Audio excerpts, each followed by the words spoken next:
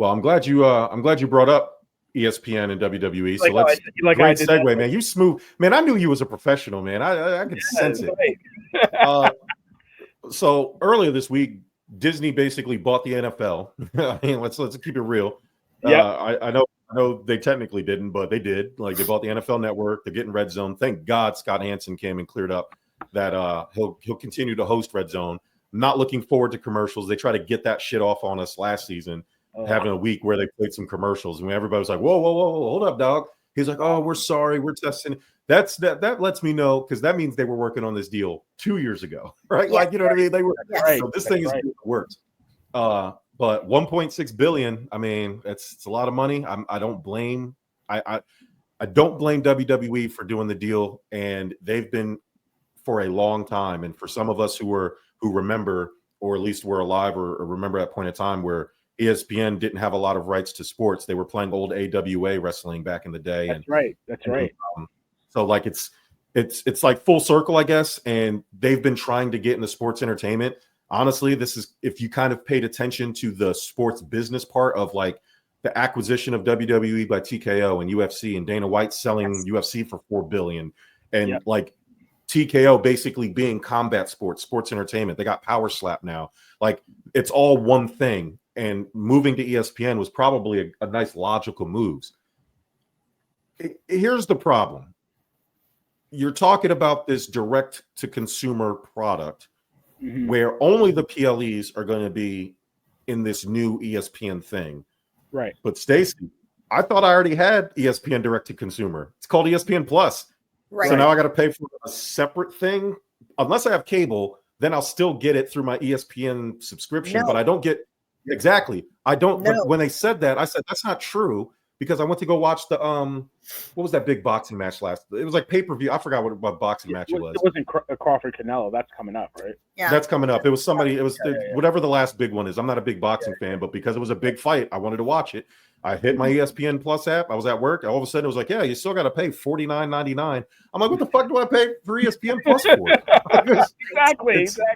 It's crazy. So help me make sense of what's happening. What is the baseline? What is the meat and potatoes of this deal? I mean, I can start, Stacey. You can chime in too. I mean, for me, it's they are sold the rights to their PLEs, right? And you can get that through ESPN. Now, what I've read, I think everybody jumped the gun saying that the subscription to the direct to consumer was going to be $29.99. You had to pay that. If you already have it through a TV provider, you're already grandfathered in and you already get it. That's what I heard. So Stacey, what are you hearing now? It depends on the subscriber. It just depends on the subscription. For Miley, it's going to be Hulu, because Hulu is in with Disney. So if you have Hulu Plus Live, it's part of it. If you have, there were two others, but Comcast will not be part of the deal. YouTube TV will not be part of the deal. So there were three other heavy hitters that you do cable subscriptions that are not part of this ESPN Plus. So it just depends on where you put your live on whether it's included or not. This is the thing. So DirecTV, Hulu Live, Charter, Fubo TV, and Fios, if you have those, you have access, because Hulu and Fubo TV are merging. Right. So that's how that kind of gets put together. That deal's not done, but that's essentially what's going to happen. Fubo TV is going to stay Fubo TV, but Hulu basically bought Fubo TV. It's weird. Like they're all starting to merge. It's right. You know how it's going to end up. There's going to be one or two streaming services less, because everybody's all over the place. So if you have those direct to consumer, you already get grandfathered in with the ESPN direct D2C, right? I don't know about YouTube TV, which I have. I have Hulu and YouTube TV. Don't ask me why. And I have Xfinity, so I don't know how that fits in. But I think for the business side, it's a smart deal. I remember when they came up with this thing called the WWE Network, and I was there. I literally was there. A friend of mine was she was one of the leads on digitizing all of their tapes. Wow. So they basically had a group that took all their tape, their footage, digitized it, and had to put the logo on it. They had to do all this stuff to edits to get it digitized for the network. And then the network was a big thing. And then they launched that network, and it didn't make money because essentially what they did was they took it, and remember you had the 30 days free trial. So they got all these people to get the free trial, and then they didn't get any money off of it. But to see it from there, and then they started to do the building blocks.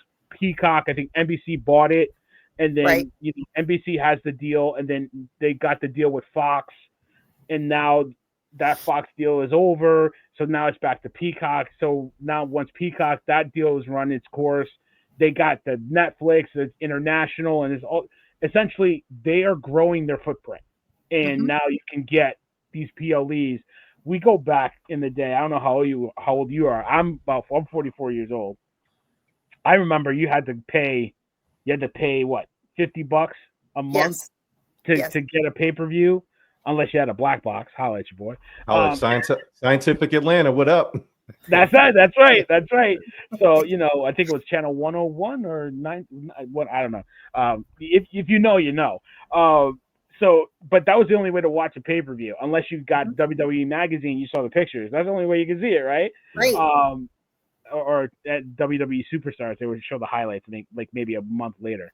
But to see it from where it is then to where it is now, and it just grows their footprint.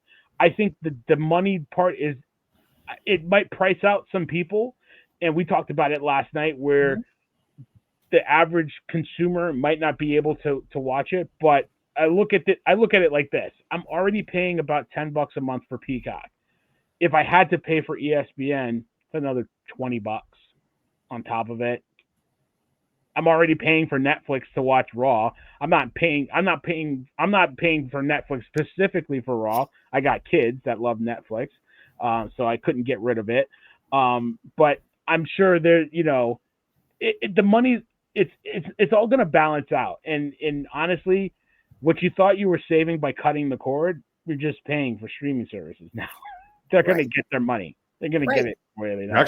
You're actually overall probably spending more. I am so like the trade-off is the customability, right? Like, I'm paying more for cable, but I also get to control the content that I'm getting. So people are willing to, like, I'm willing to pay more. I know I'm paying more than cable, but I get to save and watch when I want. I can skip commercials if I want. I can do all this other things. And that's kind of what you're paying. David Burns said, he remembers paying $60. It was $50-$60 back in the day. That pay-per-view. Obviously pay-per-view doesn't exist. It's PLE now. And to answer your question, why didn't it shift it to Netflix? Because Peacock was paying $180 million to advertise all this stuff for the PLEs. ESPN's giving them $325. Again, this isn't an issue of why did WWE did this? Money. Like they're getting a lot of money. So I get it, but but think about what you're doing. You have Raw that's still going to be on Netflix. You have SmackDown that's on USA, so you need NBC for that. So whether you have Peacock or whatever you have, cable, however you have it, and then you need cable for CW because that's not a broadcast thing, right? So like you need that, and you're paying Netflix. What is it? $8, $12 a month for that? Peacock, $10. No, it's more than that. It's a little more than that. It's about 20. Oh. I need to check my Netflix. You're paying 20. I pay through, so I have the Netflix Max bundle through Verizon, so I save a little money there, and then I have the Disney Plus bundle through Verizon, so I save a little money there as well. But to your point, you're gonna pay at some point because I still pay for Prime because I gotta watch certain Yankee games, football's on there. There's some shows on there I like, so. So fair to say you're going to be paying upwards close to $1,000 a year just to watch WWE for something that was available for $10 a month when WWE had their own network. Like between cable and all the streaming services, you may need to watch that plus the PLE with this new deal. You're going to be spending close to $1,000. It's no different than the NFL where you got to spend like $1,800 to watch. Not me. I have a little something called the Fire Stick. So joke's on you.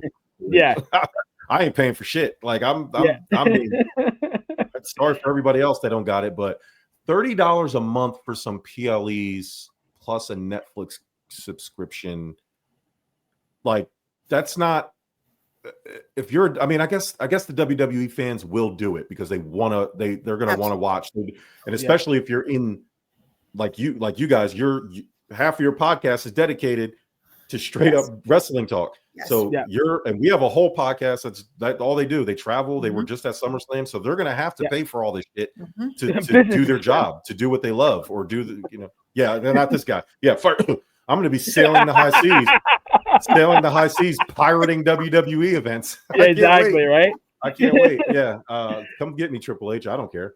But yeah, I mean, ESPN is trying to control UFC content, NFL content, and now WWE content, and it's like this is the future of sports entertainment, right? And NFL, they paid a good penny for NBA too, right? Didn't they just they paid that deal? I don't know if they let the baseball rights go, but I think they something with hockey, right? NHL, I think so. Yeah. They're in bed with it, and I was wondering why were they paying all this money for all this stuff, and now you see you understand, you see where they're trying to go with it. They want to be that hub, and because I said it last night, and I don't know how you guys feel about it, but I don't know how Jerm feels. He doesn't want to talk to it, but I have the bundle. I have the Disney bundle. I don't watch ESPN. I don't watch the through the app. I never do. Even to watch the 30 for 30s or Peyton's Places, which is pretty good. Stephanie's Places I was just on. That was pretty good. I don't use the app to watch it. Now I need to use the app. At least in the year 2026 when PLEs start, right? Because now I have. Think about it, Barry. You're going to use it once. Because, the other thing that we didn't even put into the equation is most diehard WWE fans want the catalog. And the catalog's up for sale right now because Peacock is running out, but ESPN didn't want the catalog. They don't want to keep that on their platform. So that could have been part of the deal. Netflix will probably buy it. Want it. But nobody has it now. That's the problem. So right now, Peacock has it expired. Right. But that's going away. So it's like, then nobody will have it. Doesn't Netflix don't they get the rights to it after it goes away? No, they do not. They're going to sell it. When it expires, I read the article yesterday. It's currently up for expiration, so it's up to be sold. So they're trying to find a buyer right now because if they don't want it, it just goes. And solid diehard WWE fans want the catalog. They want to be able to see old matches. They want to be able to see all of the branches of the WWE brand. So that's not even in the equation yet. Yeah, it's an extensive library. I literally was there when they were taking old AEW or not AEW, AWA tapes and digitizing it and making it into their format. So it's for this reason. So I think there's a couple of brands that could use their catalog. I wouldn't be surprised if somebody like Apple comes out of nowhere and buys the catalog, or Mac or Hulu, HBO Max or something like that, because it guarantees you subscriptions. How many people are going to be subscribed to Peacock? What's the hook for Peacock after 2025? Right, and they've already announced that they're going up by another $3 come January 1. Yeah. Only hook for them is one playoff game in the NFL. That's it. And maybe the NBA, possibly. Right? Peacock will exist because of NBC Universal. It's a large enough company that I don't think, Peacock is probably good. Comcast. Nobody's going there for live events. They're going there for the NBC properties, which produce probably the highest form television. It's a reality TV base. I think there's a niche for it because we have it for the sole purpose of watching Real Housewives, anything Bravo related, all of the things that you get on cable to be able to binge. So it's a different niche market. It just doesn't. WWE did feel weird on there. I get the partnership because they did have the partnership with NBC to put it on USA, but the programming that and the type of television that NBC currently makes doesn't really fit what WWE does. Right. Maybe that'll change because with NBA going back to NBC for a little bit this year, with that deal going over to ESPN and Disney, it's huge for them. So maybe that'll change. But I have Peacock, so I can watch all the Chicago shows and Law and Order. That's my bag. And you said, my wife watches all the she's on there. We watch On Patrol Live and all reality based and Love Island or Love whatever. Yeah, Love Real Island. Housewives, all that Yeah. good stuff. So I Well, have no and idea it's- what's going on, but it's I in there. definitely don't watch that. I don't like. So like for me, as a casual, as not a casual, as a wrestling fan and casually watching some other stuff, there's no reason for me to keep Peacock. So I'm cutting that cost out and reallocating it somewhere else, right? So probably it's going to be ESPN, or maybe I'll pick up Apple TV. I've never watched anything on there. Like there's only so much I can like. I got Netflix. I got Max. I got Disney because I'm a big Star Wars and Marvel guy, so I have to have that. And then I have, like I said, I have Prime. And then it's like, do I need all this stuff? You know what I mean? Like, just take my money at this point. You know what I mean? Just fine. David Burns brings up a good point. The thing, like AEW, for a growing company, I know where to find them. Turner, that's it. Like this, like I mean, HBO Max, but other than that, like there's not like I know where to go to get it. I don't have to have 17 different things. I get that they're in a different place than WWE is, but at least they're sticking to what they have, and they're not. I mean, would they jump on ESPN? Which actually brings me to the question. What did David Burns say? We could see Stephen A. Smith and Pat McAfee on a pay-per-view together. I know they said that. I know they said that they would not be like they're not going to have Sports Center highlights of WWE events. They're saying a lot. I wouldn't be shocked if that was if they do it with UFC. There's going to be times during the year, especially in the summer, when like there's not a lot of NFL and things like that happening. They're showing bananas baseball. Like they're going to show WWE shit on that on ESPN. Absolutely. I don't care what they're saying right now. They're going to show it. And so I guess my question, Stacey, do you think this will legitimize WWE? Because there's always going to be those group of people that'll say, why are they putting a fake sport on TV? Like, that type of shit. When they watch the Ocho and everybody says that the NBA and the NFL are fixed, but then they'll talk shit about WWE. And I hate to break it to all you guys that say wrestling isn't real. I just want you to know those dragons on Game of Thrones, they don't exist.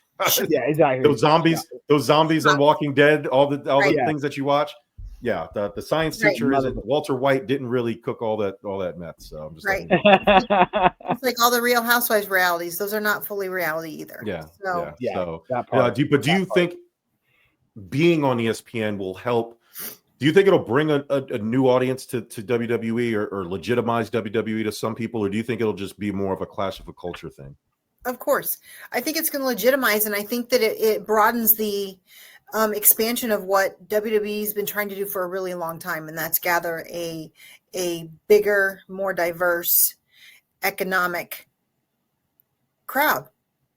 I mean, it's always been mom and pop, right? You know, when you talk about it, you think of the families that take the kids, but there's a huge economic married, no kids, single, no kids dynamic that a lot of that group are sports fans. They're the ones going and buying season tickets to NFL. They're the ones that are willing to travel all over the U.S. to go to every stadium they can. So having an easy access, if you're turning on your ESPN app and the first thing that comes up is WWE and it has something that looks interesting, you're probably going to check it out. And it would be easy to pull in somebody too from a nostalgic standpoint that maybe they were fun wrestling fans as kids, but they haven't been in for a long time. So having that access, they're paying for it anyway, right? I'm paying for ESPN app, and then I see that. It's the other side of it, right? Like we're talking about as a WWE fan, how much it's going to cost us to do it. But, they're the hardcore sports fans. They're going to have access to something that they probably never considered having access to before, that they may have a few minutes before a game starts on a Sunday. Yeah. They want to go back and rewatch something and they access it. So I think it's going to mainstream for sure. I don't think we'll ever have the legitimacy that they strive for, but isn't that the whole point? Yeah. It's not the destination, it's the journey. So we are seeing an experience of things that we never thought we would see before in the years. So that's all because of the journey to become more legitimate. So we're benefiting as fans because we are seeing so much improvement in things across the platforms that it will never be fully legitimate, but that's okay. Barry, this clearly TKO has a desire for WWE to have kind of the same audience UFC has, which is why they're pushing for this ESPN thing. Right. So obviously there's going to be a little skepticism about like the feasibility of the strategy, right? Like, just is this thing going to work? Obviously there's probably some tight asses that work at ESPN that probably scoffed at this entire idea. I think Pat McAfee kind of noted that by calling out, and this isn't the first time he's done it. He's called out people by name, but it seems like he's targeting a specific group or a specific sect of ESPN, much like any other corporate structure. I'm sure it's very cliquey, and there's factions, and there's, of course, political parties within the company that good old boys. Right. And I'm sure, and that's who Pat McAfee is obviously talking to, right? Before it was one person, Norby Williamson or whatever his name was, who ended up leaving the company, right? So Pat McAfee's powerful. The ESPN needs him. He don't need them. So like outside of Stephen A, he's probably the second most powerful dude at ESPN right now. But do you think? I think he used the words powerless bum ass suits at ESPN.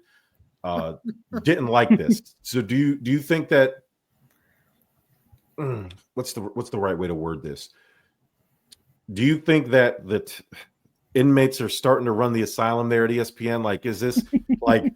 Do you think? Because there's a point in time where those bum ass suits were the ones making the decisions. Like, what do you think is going into this type of decision making for ESPN to bring in a company like WWE to do this type of deal? I think on ESPN's side, it's desperation. I think they've made a history of turning their nose at WWE, their fan base, the lack of, calling it a sport. It wasn't a sport, it's entertainment. I think when Vince got rid of that, made it entertainment, and put, WWE entertainment, all that stuff, and, didn't hide the fact that it wasn't, not that it's fake. I hate that freaking word. It's fake. No. It's not. You know what? Because to your point, Game of Dragons is faker than wrestling. Right. I hate to break it to you, but I love that damn show. Right. Yeah. So except the last season. But I think ESPN has a problem. They knew that's why Pat McAfee got the big check, because they had reached their limit. I have no desire to watch ESPN Plus. I have no desire outside of watching First Take and a sports game to watch ESPN. I really don't.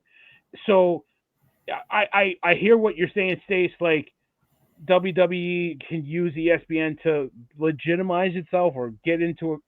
ESPN needs WWE. Yes. Because now you got people that are going to subscribe to ESPN because of WWE, right? And I think the days of ESPN turning their nose at everybody is laughable, because at the end of the day, it's sports. It's just a game. You know what I mean? So, to your point, these tight asses and these white collar people that want to turn their nose at Pat McAfee, UFC was not cool years ago. Nobody wanted to see that. You know what I'm saying? And now that was the hottest thing. If you can get a UFC, if you had the rights to it, oh my God, you know what I mean? Like, and I think WWE is kind of in that vein. Like, they need them.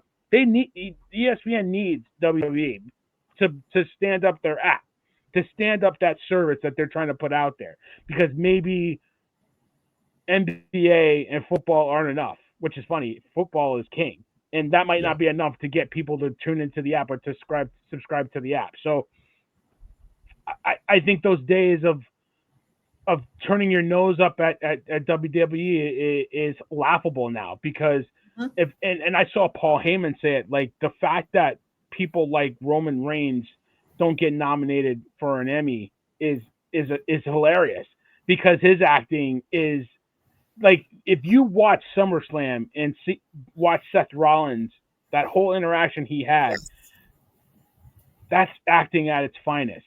I dare somebody to do that on live TV, one take, no safety net, and make it work like that. You know what I mean? Like, they don't do that.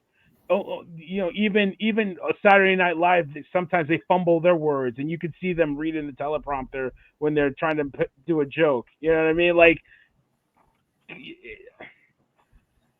ESPN has finally conceded the fact that, you know what, WWE is probably bigger than them. Yes.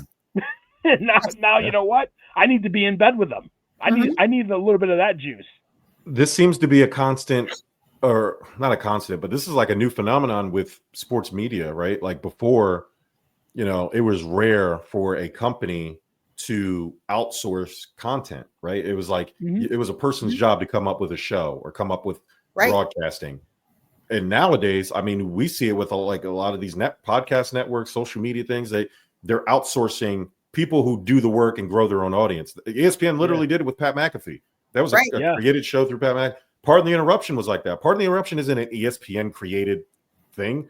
It was literally the first outside entity they had brought in.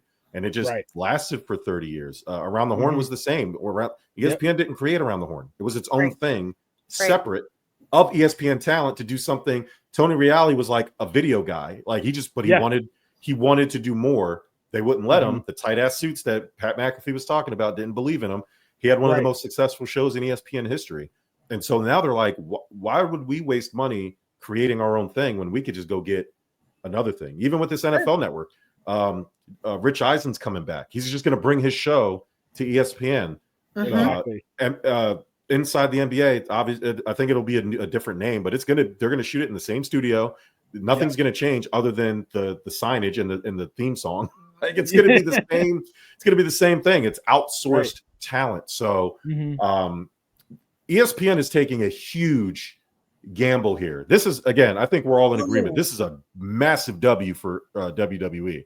This is they're winning. That's 1.6 whatever what number was. 1.6 billion, billion. So, but ESPN is taking the risk here because they're not even sure if this is going to work. Like you got to get at least, I mean, just for the year, you got to get at least 150,000 people to pay $30 a month regularly for only WWE. That's easy. PLE content. They will. Their ratings is about 1 to 2 million. Yeah, this is not a gamble. This is not, and I want to say this is not a gamble because if anything, it is. It's a slam dunk because the one thing that you can say about WWE fans is we are loyal. Period. Yeah. They're going to pay $50 a month, $30 a month, $100 a month, whatever it takes, because that's the game, right? Most WWE fans, this is the primary investment in what they love the most. And there's no price tag on that. So there's no gamble for ESPN. If anything, this was a slam dunk for them. This was an easy thing that they could say, well, okay, great. Because I know that we're seeing everything that across social media people are complaining, but 100% of the people that I've watched put out something on social platforms at the end, they said, I hate it, but I'll pay for it. I'll still pay for it. I haven't seen a single person that said I won't do it. Yeah. And that's the reality. So there's no gamble for ESPN. If anything, to Barry's point, it makes them relevant because they're going to be people that are going to get the app and they're going to pay for the subscription that never would have touched them before. Because I paid for Hulu Plus because just like Barry, I have kids, but I have Hulu Plus for Disney Plus. We have ESPN and I don't care. I watch ESPN for 30/30 because I have YouTube TV, and I watch ESPN2 because of Eli and Peyton during the football season. And to your point too, that I would say is, they go out and source it because what we're seeing across social platforms now and everywhere is it's not necessarily about the content. It's who's delivering the content that makes the difference. And that's the reality that for years before social platforms, you got the information how the network wanted to give it to you and by whom they wanted to give it to you. And if there were only 2 or 3 or 5 or even 10 choices, you had to pick from those 10. Now I can get all of my NFL information by any means that I choose to get it from. The same for WWE. So the risk for ESPN has already been taken care of because we've already proven as fans No matter what the platform is, we're going to pay for it. So this was probably the smallest risk. I mean, it was a big financial decision, but they're going to make dividends from this. As long as it's a long cry. It's a long cry from ESPN because they were in trouble for quite a while. You know what I mean? Like Disney, it was a good investment at first, and I think they almost felt like, oh my God, what are we doing? We're losing money on this. Like, how do we They've been trying to figure out a way to monetize ESPN for years, and now they finally figured it out. They finally cracked the code, and you got to pay a little to get a little. Yeah. Here's the other difference too: sports are seasonal. I'm a huge diehard NFL fan. I don't watch baseball. I don't care about baseball. Snore, put me to sleep right now. I don't. Sorry, y'all. Yeah, exactly. Right? And we're but some people are like that.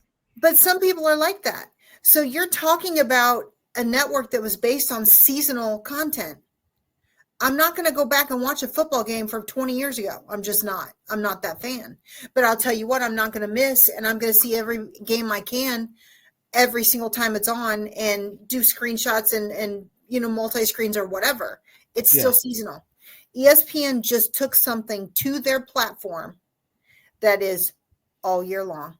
Mm-hmm. There's not a month that they won't have something that they can do, because we've seen as WWE fans too, where we have 10 PLEs now. Mm-hmm. We're already seeing it going to probably having a PLE 11 months out of the year or even 12 months out of the year. Right. So ESPN is guaranteeing an annual subscription pay where now it's probably seasonal.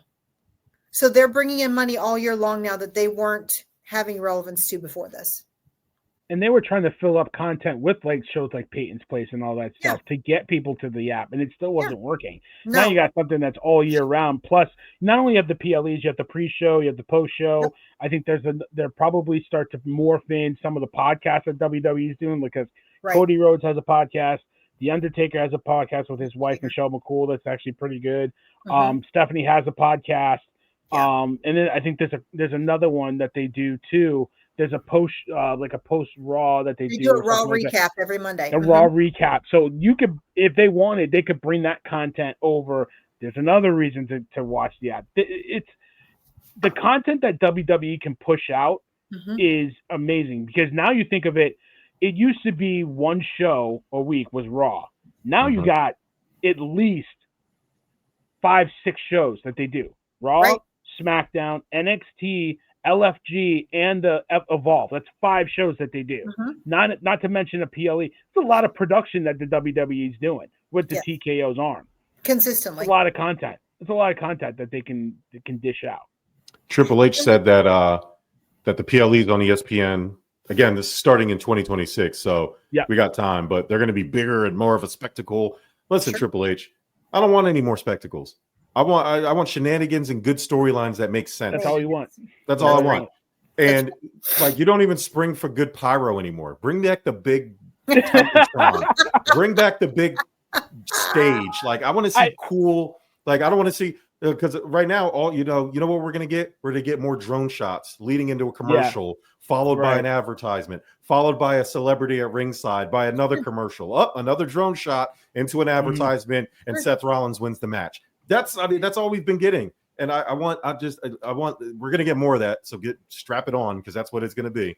And then after that, like just give me pyro, give me cool pyro. Like I'm tired of. I don't want to see. I miss the old pyro from the 90s. I want lightning bolts. I want all of it, man. Yeah, when the show starts, I want all of it, man. I don't want to see all this other nonsense. This LCD screen. That's all you got? I want a big stage. I want the big curtains and drapes hanging down like they used to be, and the lights. Like, make it a thing. Like, it's, if you got the money, clearly you got the money now. Like, I don't know. It just is like, I get you got a lot of talent, you got to pay them, but it's interesting. We're going to also see more crossovers, because you said Rich Eisen show's coming back. Seth Rollins is on there all the time. Yeah, he was just there. He was just there 3 weeks ago selling his injury, covering a vacation. Right. And you consistently see, even where he is now, his ratings skyrocket when Seth's there. So you'll see that across the board. You'll see more of that happening with the ESPN. And so that'll make those passive fans or the not sure fans get even more involved. Yeah. So Like Roman Reigns was on First Take, right? Like, yes. You know, like the morning of the announcement, Triple H was on Get Up, and then Roman was on First Take, and you know, like they had to. You could tell they had to do their homework because they had to talk about, you know, his impact and all that stuff. Like to see Molly actually ask a question that I didn't roll my eyes at was actually kind of refreshing because every time she asked, "Where I roll my eyes," but you know what I mean? Like I'd be like, Molly, just shut up and let the guys cook. Always want it, but can I just say something? Can I just say something? Yeah, whatever. Anyway, that's just my pet peeve on that First Take. But you can tell like that's going to be a thing now. Cody Rhodes will show up. Roman Reigns will show up. John Cena will probably show up. Brock Lesnar will probably show up. We didn't even mention Brock Lesnar. So that's right. I didn't mention Brock Lesnar. Strategic planning by WWE and ESPN. A lot of people ruffled feathers. Your thoughts on Brock Lesnar returning? Always seemingly, if there's a John Cena leaving a match, there's always going to be a returning Brock Lesnar to F5 him to start a storyline. Word on the street is John Cena wanted to face Brock Lesnar one more time. So I guess to hell with the lawsuit, to hell with whatever was going on. You know, selective, whatever. Like that. Selective. Is there no such thing as consequence in life anymore? Like you just. I mean, for all that, it's a joke. It's everything. Don't talk to me about lawsuits. Don't talk to me about morals. Don't talk to me about sensibility. All you care about is money. All you care about is pushing your agenda. Don't talk to me about that. Just tell us you don't care. Yeah, Brock Lesnar was part of this terrible thing that supposedly happened, and we swept him under the rug for the last several months. But hey, John Cena's retiring, and we're going to ESPN, and Brock Lesnar is a universally known name to people who are outside of WWE because of his UFC connects. Everybody knows who Brock Lesnar is. He's like Hulk Hogan. Not everybody may not know who Roman Reigns or Seth Rollins is, like mainstream wise, you know, but everybody knows who Brock Lesnar is. And so it just feels gross, no? Like that he just showed up and at the day before or 2 days before this huge the landscape altering decision has been made. It just feels weird. What do you guys think about that? Oh, it's definitely planned, and I think they had it in mind, and we talked about it on our show last night. It's just the guy that you never want to see. Every time he comes back, you don't like. You either love it because you're a wrestling fan, or you're just like, not this guy again. Like, you know what I mean? Like, it's just like when he comes back, like when he came back at Money in the Bank, I think it was 2019. Did I ask for this? Did I really ask for this? No, I didn't. You know what I mean? Like, I'm literally in my living room right here with my daughter, and like we're about to turn it off. John Cena having a swan song. She's crying. I really wanted John to win. He was really good. He was doing good. I said, I know, babe. But then I heard, and I heard the music, and I was just like, I don't know what's worse, that or Goldberg coming back as a wrestler. I didn't know which one I wanted least. Which one did I not ask for more? That one or Goldberg? But it's like, yeah, like all of a sudden those text messages came back to life. Those screenshots started to resurface. You know what I mean? Like all of a sudden, right? It's just, I just don't want him here. I don't want to see it. I don't care. Like, you know what I mean? Like, you know what I mean? Like, I'm not interested. I'm not invested. Like, I said it last night, and I think Stacey was laughing. It's like, how long are you here for? Sleep over there. When you're done, fold your blanket up and get out of my house. That's it. Like, you know what I mean? Just go. Because that's what you do. You Brian Williams says, let's bring back all the criminals. Vince has opened the door for his return. But I mean, he's saying that, but he's right though. Like, what's the line? You know what I mean? There's no line. There is no line. Right. So Stacey, like, there's no such thing as bad publicity, right? Right. That's right. Well, here's the problem, right? Caitlin Clark is not the best player in the WNBA, but she's the biggest star. Absolutely. She's a superstar. Brock Lesnar is a superstar. So it doesn't matter what, like, superstars get special treatment. Special people get special treatment. That's in every facet of life. Brock Lesnar, did you hear the people? Like, they didn't care. Like, like that reaction that he got was not the Hulk Hogan reaction. He got the reaction of a star. And at the end of the day, Nick Khan and Triple H and whoever benefits from this deal, that's what they care about. All it does is vindicate and validate the decision to bring him back when he gets a reaction like he gets. Sure. Now, it was SummerSlam. It's a different crowd than Toledo. Like, so let's see what happens when he goes to like a normal crowd rather than a Big Four pay-per-view or PLE. Let's see what happens when he goes to a regular city. Will he get that kind of same reaction with a bunch of regular people? Probably, right? Yeah, because he's Brock Lesnar, and that's the point. So I don't know, man. Like, I just I don't know what to think of it. I'm a Brock Lesnar fan. I like him again, but I'm with you. How many times do we need to see Brock Lesnar return to do what? You know, it's just he's not going to be there for a long time. This is not a CM Punk situation because CM Punk had stuff to prove. Brock has nothing to prove. There's no just like Goldberg. There's no reason for you to continue to come back other than to collect checks. And people are going to see through it. To me, I don't know how you guys think about that. Yeah, he's not a lifer. He's never been. Like, when he first came up, he was the next big thing and abruptly left after WrestleMania 20 because he wanted to do other things. He's not. I feel like there's guys like CM Punk that's their love. That's like Randy Orton. They love this. John Cena loves this. Brock Lesnar loves the paycheck. He loves the payday. That's how I feel about him. So why do I care when he comes back? You know what I mean? Like, 5 F5s on John Cena, bloodies him up, and then, all right, where's my check? You know what I mean? I what I always remember is him after the WrestleMania with Roman Reigns and throwing the belt at Vince. That's who I think he is. This better end with a WrestleMania of Brock Lesnar, CM Punk, Seth Rollins, and Roman Reigns fighting for the rights to Paul Heyman. That's all I want out of this. That would be awesome. Whoever wins gets Paul Heyman, and that's the end of that.